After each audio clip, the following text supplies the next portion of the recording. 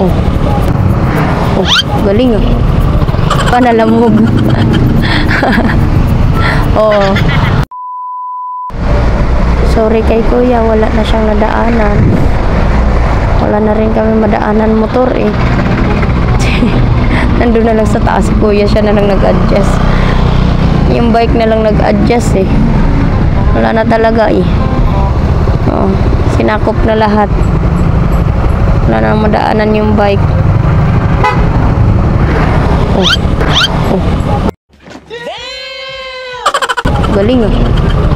Galing nung nalamob ah. Lumipad yung sila lamob. Mukhang rush yung deliver ni kuya at nagalit na yung customer niya kaya nilipad na lang talaga niya. Shoot eh. Nakadaan pa rin, tinabi lang yung sako. Shout out kay kuya. Nako. Ang late pa naman ang gulong ni kuya. Dahan-dahan. Ayaw ko. Stop it. Ayaw ko dumaan dito. Ang late-late niyan. Yaan mo silang magalit. Huwag lang ako maipit dyan sa malalaking gulong na yan. Antay sila sa likod. Pwede lang kayo na lang mauna dito. Atras ako eh. Okay lang eh. Pero pag paunahin nyo ako dyan sa malalaking gulong na yan, ayaw na ayaw ko talaga. Bahala kayo dyan. Yan. Medyo pang gaganito na lang ako. Nasa bike lane na lang ako. Sinakop na ng lahat.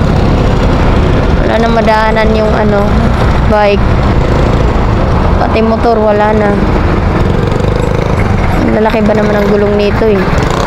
Hindi pa na ayos-ayos yung busis ko kasi every night, every night concert. Yung ubo ko, nagko-concert gabi-gabi.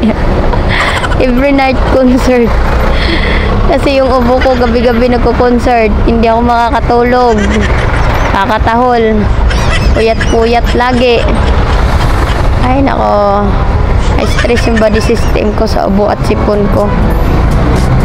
At sa lagnat. Grabehan na. Ang lala na ng earth.